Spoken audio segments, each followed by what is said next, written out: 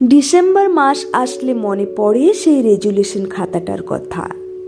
বছরের শেষে এসে আমরা প্রতিবারেই ভাবি আগামী বছরের জন্য একটা রেজুলেশন করে নিয়ে তবেই চলবো। কি কি ভুল করেছি, কে কে ঠকিয়েছে, কে খারাপ ব্যবহার করেছে, কার থেকে কতটা দুঃখ পেয়েছি, কত কি সব মনে পড়ে।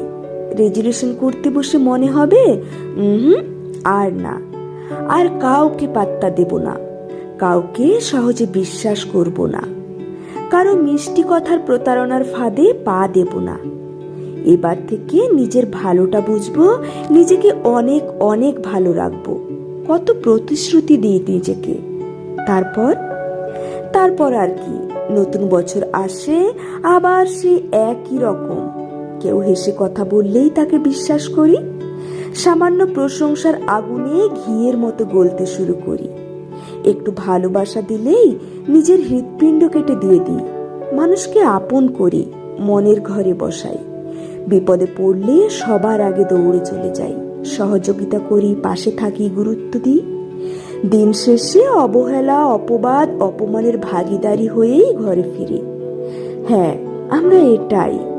আমরা ভুলে যাই বছর শেষে নিজের তৈরি সেই রেজুলেশনের কথা। কি অদ্ভুত, তাই না? যারা কাউকে ঠকায় না, কারো সাথে প্রতারণা করে না, মানুষকে বিশ্বাস করে, ভালোবাসে, আপন করে কাছে টানে, পাশে থেকে সহযোগিতা করে, তারাই বছর শেষে রেজুলেশন তৈরি করে। হ্যাঁ, এটাই সত্যি। কিন্তু কেন?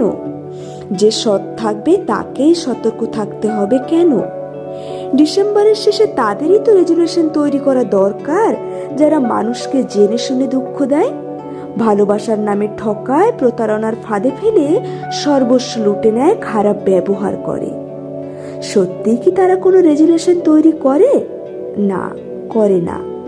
তাদের স্বভাব তারা তো পাল্টায় না।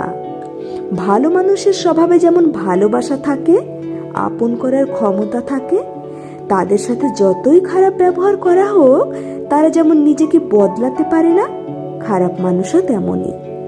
তারা কিছুতেই বদলায় না।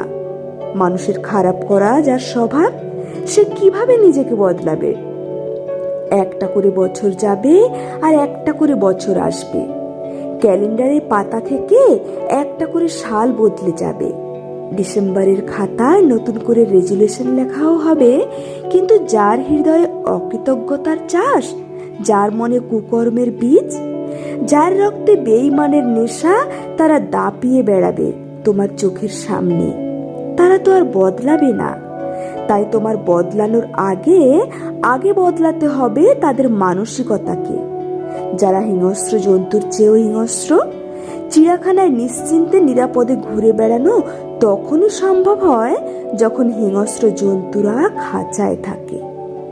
কলমে সরজিৎ ঘোষ।